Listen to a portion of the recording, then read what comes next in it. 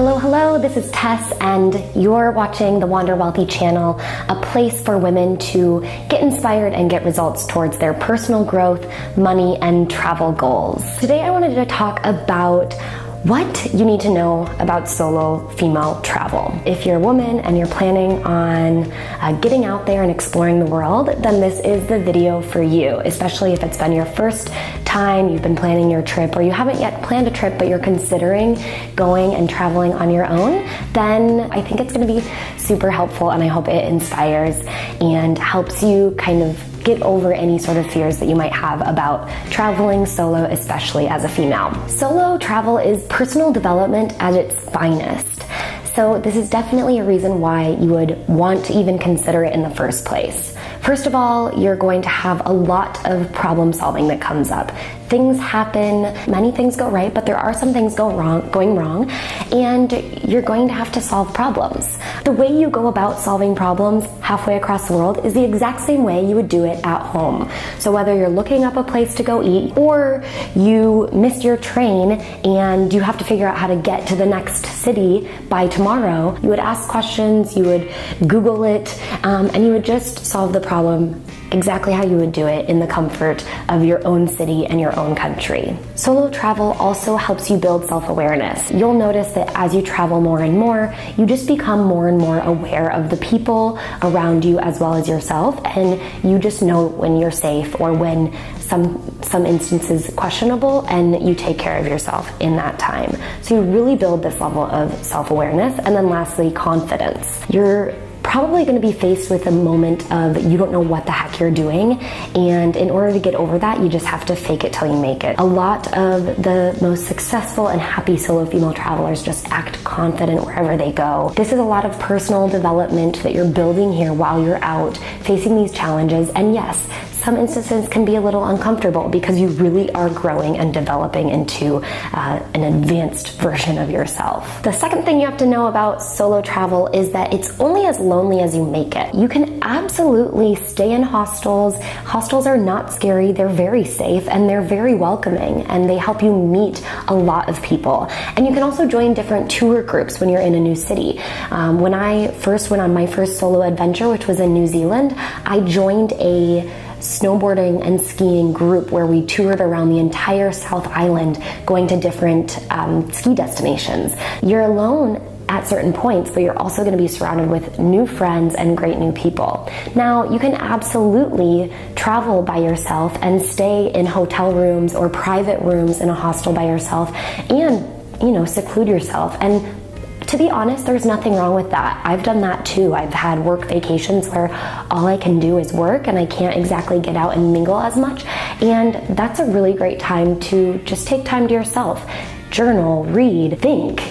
Giving ourselves times to think. That is a real gift to give yourself. Being alone isn't as bad as you might think it is. Even if you're dining out, you're really hungry and you need to go to a restaurant, that's one of my personal favorite things to do, is go to a restaurant and bring a good book and order my one glass of wine and just read my book and enjoy my meal. And sometimes you even make friends with the waiters and waitresses or with some diners around you. So it's always fun to go eat by yourself or go to an event by yourself, because you end up either meeting really great people or enjoying the time that you have with yourself. Solo travel, because of the name solo, yes, you think you're going to be alone a lot, but you really end up surrounding yourself with some really amazing people. So you can go either way, but it's completely up to you on how you want to organize your own trip. The third thing to know about solo travel is that it is the best gift that you can give to yourself. When you're on your own in a place that you really wanted to go to and explore, if you're alone, you get to set your entire agenda. You get to be completely independent and do what you want to do. You don't have to wait on anyone. You don't have to go places you don't want to go. You get to do everything you want to do, and that is a wonderful gift. The fourth thing to know about solo travel, especially solo female travel, is that it is as safe as you make it. When it comes to safety, I have a few tips.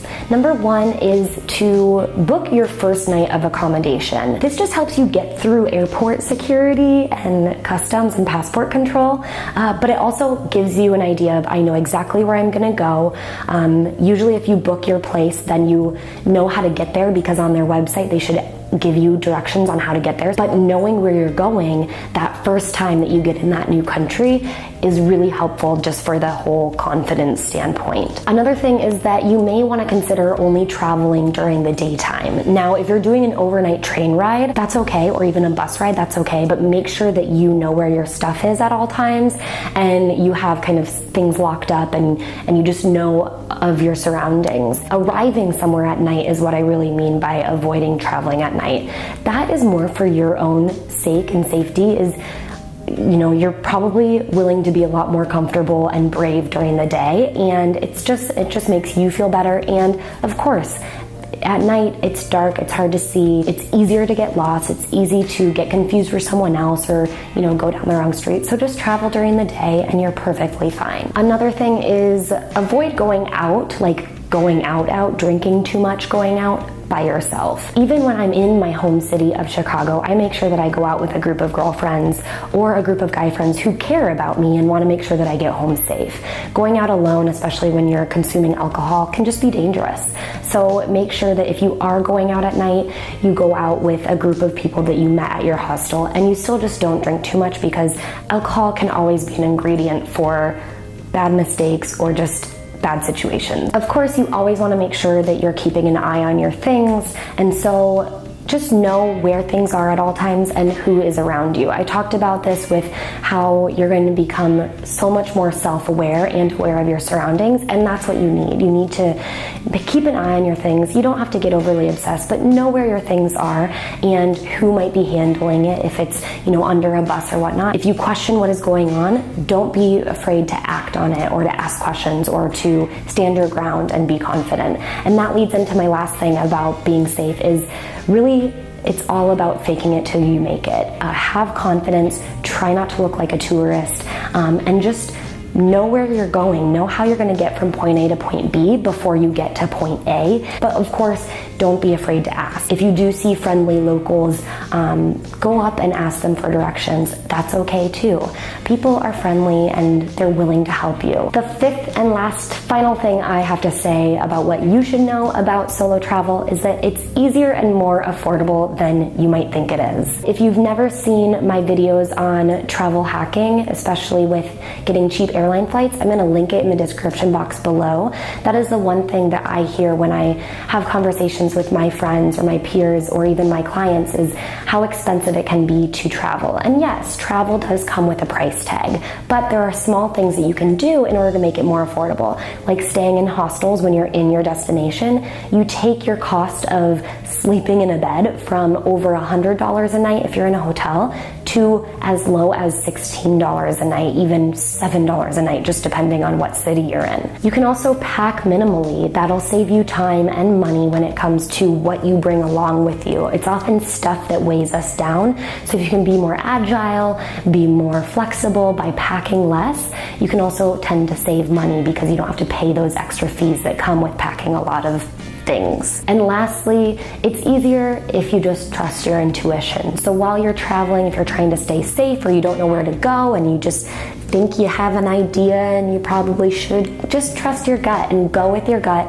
You are a lot smarter and more brilliant than you give yourself credit for. So believe in yourself, trust your intuition, and go out and explore the world. For more tips on solo travel or saving money or just achieving your overall personal growth and development and life goals, please join my Wander Wealthy Facebook group. It's a private community where women are supporting each other on achieving their big goals in life.